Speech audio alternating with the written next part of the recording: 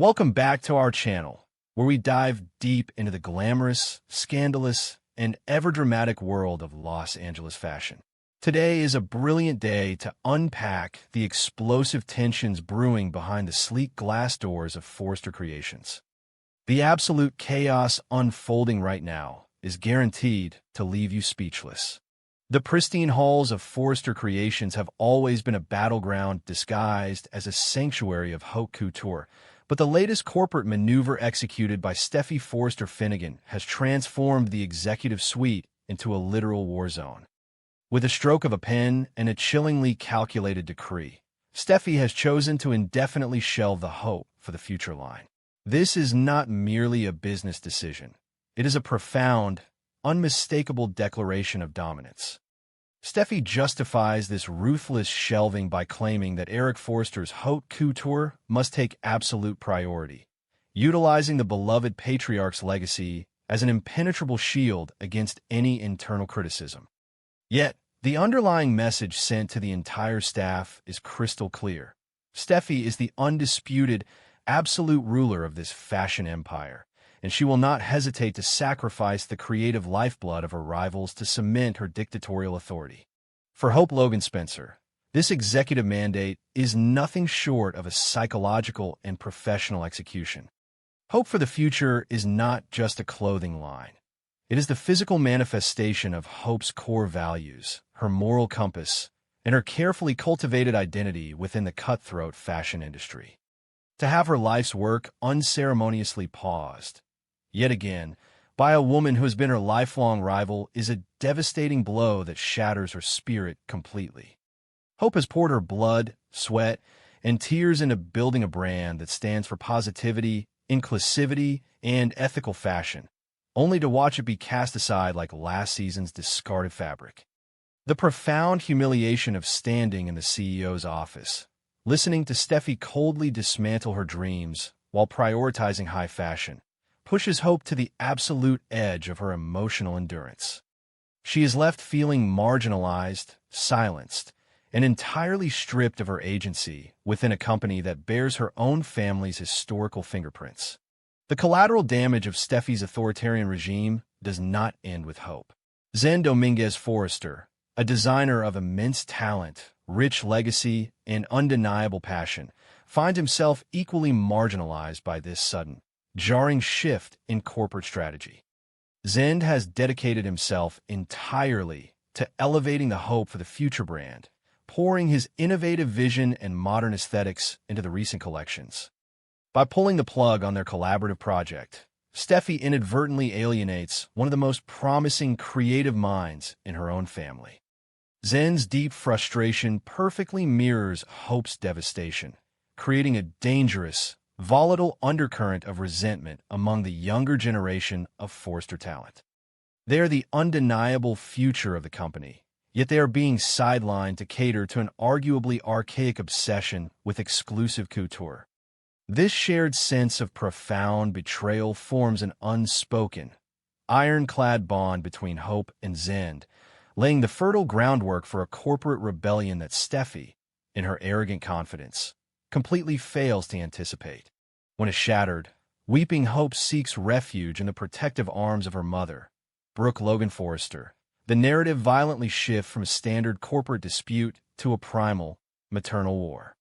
Brooke has spent decades navigating the treacherous, shark-infested waters of the Forrester family dynamics, enduring endless, bloody battles with the late Stephanie Forrester. Now, she finds herself facing the exact same venom, the exact same condescension from Stephanie's namesake and granddaughter, Steffy. Seeing her beloved daughter utterly broken, her bright creative spirit crushed beneath Steffy's designer heel, awakens a dormant, terrifying volcano within Brooke.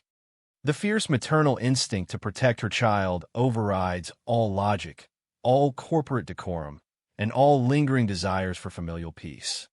Brooke perceives Steffy's actions not as a CEO making a difficult financial call, but as a malicious, highly targeted attack designed to humiliate and destroy a Logan.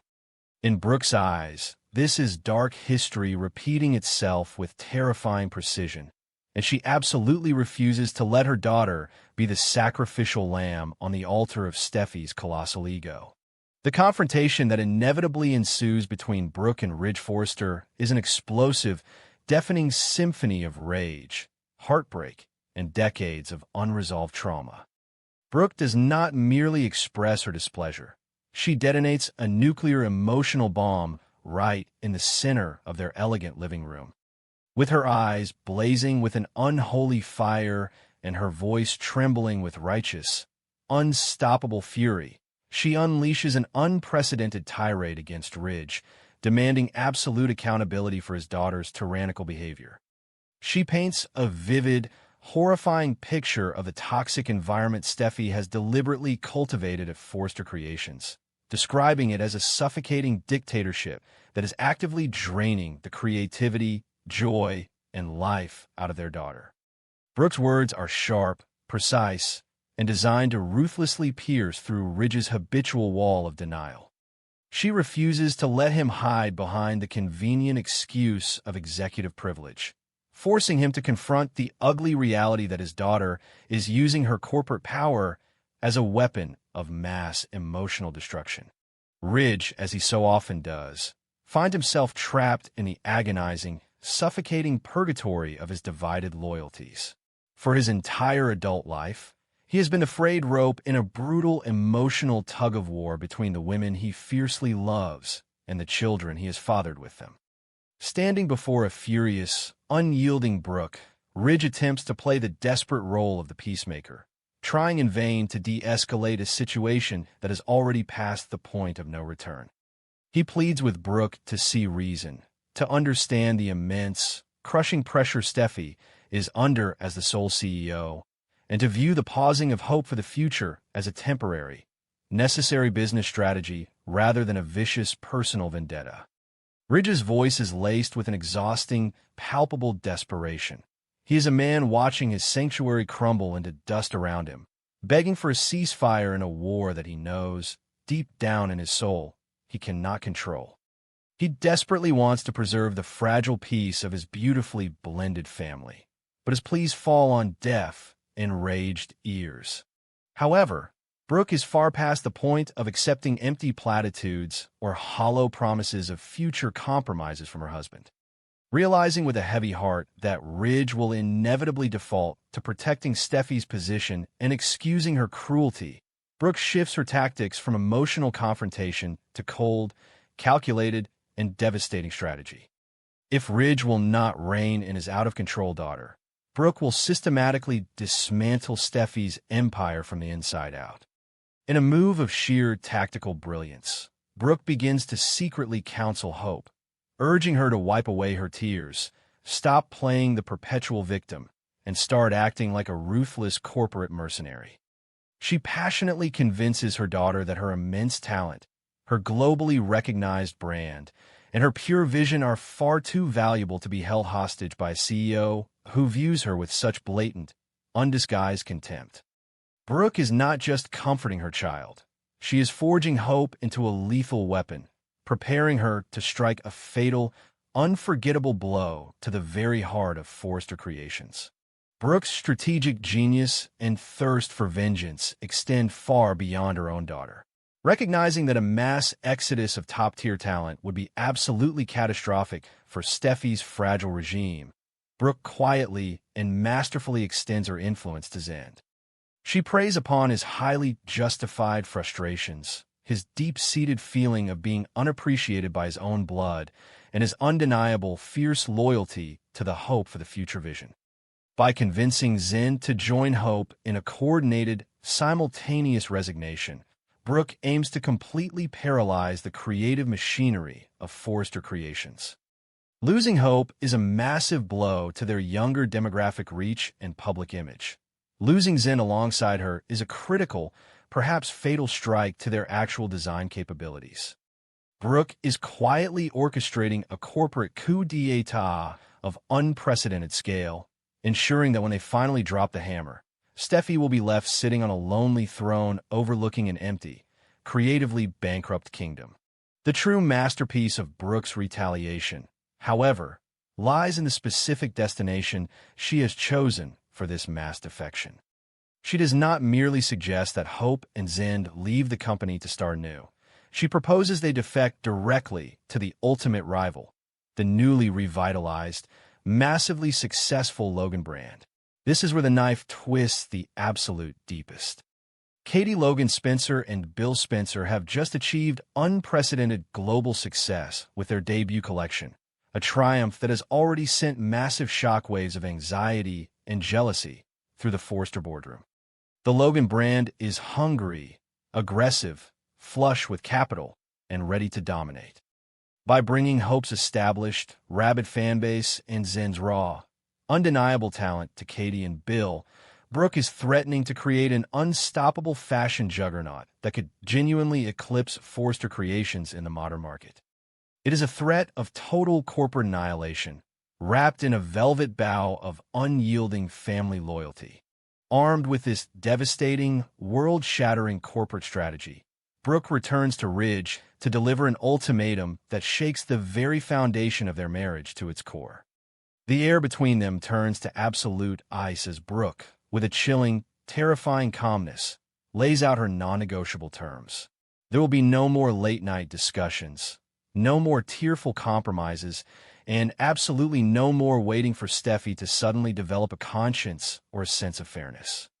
Brooke demands, with absolute finality, that Steffy must immediately step down from her position as Chief Executive Officer of Forrester Creations. If Ridge refuses to make this happen, if he allows Steffy to remain in power and continue her dictatorial, abusive reign over the Logan women, Brooke promises that she, Hope, and Zende will walk out the door forever and straight into the waiting, triumphant arms of the Logan Empire. It is a brutal zero-sum game, a declaration that Ridge must choose, once and for all, between the absolute power of his daughter and the professional survival of his wife's family. The sheer, overwhelming magnitude of Brooke's ultimatum hits Ridge like a physical blow to the chest. He stares at the woman he has loved passionately for decades, realizing with a sinking heart that the gentle, forgiving Brooke of the past has been completely consumed and replaced by a fierce, uncompromising matriarch who is willing to burn his family's company to the ground to protect her young. Ridge understands instantly that this is not an idle, emotional threat born of momentary anger. Brooke has the deep influence, Hope has the burning motivation, and Katie has the massive infrastructure to make this corporate nightmare a stunning reality. If Steffy loses her lead designers to the Logans, the media fallout alone would be catastrophic, painting Forrester as a sinking ship. The public narrative of Forrester Creations driving away its brightest young stars because of rampant nepotism and toxic management would destroy their stock and their legendary reputation. Ridge is entirely trapped in a brilliant checkmate orchestrated by his own wife. This explosive conflict elevates the historical, deeply entrenched Forrester-Logan feud to an entirely new, profoundly psychological level. It is no longer just about who designs the better dress, who hosts the more glamorous fashion show, or who wins the fickle heart of a particular man. It is a brutal battle for the corporate soul and generational supremacy of Los Angeles fashion. Steffy's actions, driven by a misguided desire to emulate her grandmother Stephanie's iron-fisted, legendary rule, have inadvertently awakened the most dangerous, lethal version of Brooke Logan. Brooke is utilizing every ounce of her cunning, her sharp business acumen, and her profound, intimate understanding of Ridge's emotional weaknesses to completely dismantle Steffy's authority. The psychological warfare is palpable and suffocating, as Brooke forces Ridge to acknowledge that Steffy's unchecked ambition has become a malignant cancer that is eating away at the company's future, and that his cowardly failure to intervene makes him entirely complicit in the destruction. Throughout this intense, high-stakes maneuvering, we witness a profound, irreversible psychological transformation within Hope Logan Spencer. For years, Hope has been the eternal optimist, the gentle peacemaker, the woman who always desperately tried to take the high road, even when Steffy was gleefully dragging her reputation through the mud. However, this final, callous betrayal, this absolute, disrespectful dismissal of her life's work, has fundamentally altered her psychological makeup. Under Brooke's fierce, unwavering tutelage, Hope is finally shedding her skin of passive acceptance and victimhood. She is beginning to realize the sheer magnitude of her own power, her immense brand value, and her industry influence. The thought of walking into the Logan offices, of being genuinely valued, respected, and given absolute creative freedom by Katie and Bill is an intoxicating, liberating prospect. Hope is no longer a tragic victim of Steffy's whims. She is a powerful, visionary executive preparing to make a seismic move that will alter the landscape of the fashion industry forever. As the corporate war rages with increasing ferocity, the most tragic, heartbreaking casualty is the legendary, enduring romance between Brooke and Ridge. Their fabled destiny, a sweeping love story that has miraculously survived decades of bitter betrayal, unspeakable tragedy, and outside interference, is now facing its most severe existential threat. The fundamental, fatal flaw in their marriage, their total inability to objectively navigate the bitter conflicts between their respective children, has been blown wide open for the world to see. Brooke's devastating ultimatum forces Ridge to betray either the daughter he fiercely protects or the wife he cannot live without. There is no middle ground, no clever compromise that can satisfy both Steffy's raging ego and Brooke's absolute demand for justice. Every time Ridge looks at Brooke, he sees the woman threatening to destroy his family's legacy. Every time Brooke looks at Ridge, she sees the weak man who continually allows his daughter to abuse and humiliate her child. The bitter resentment is building, brick by heavy brick, creating an impenetrable, icy wall between the star-crossed lovers. Meanwhile, Steffy remains blissfully, dangerously unaware of the catastrophic, world-ending storm gathering just outside her pristine office doors. Intoxicated by the heady rush of her own power and entirely convinced of her absolute, unquestionable righteousness, she truly believes that pausing Hope for the future was a masterstroke of executive leadership. She views Hope's tears as pathetic weakness and Ridge's agonizing silence as full paternal endorsement. Steffy's ultimate, tragic flaw is her profound, historical underestimation of Brooke Logan. She believes she has finally, permanently defeated the Logans, officially subjugating them to the absolute Forrester rule. She has absolutely no idea that her arrogant actions have not secured her golden throne, but rather have lit the incredibly short fuse on a massive bomb that is about to blow her entire, carefully constructed empire into a million glittering, irreparable pieces. Across town, the atmosphere at the Logan brand headquarters is absolutely electric with anticipation and predatory excitement. Bill Spencer, a ruthless man who actively thrives on chaos, destruction, and corporate warfare, is practically salivating at the unprecedented prospect of poaching Forrester Creations' top-tier talent.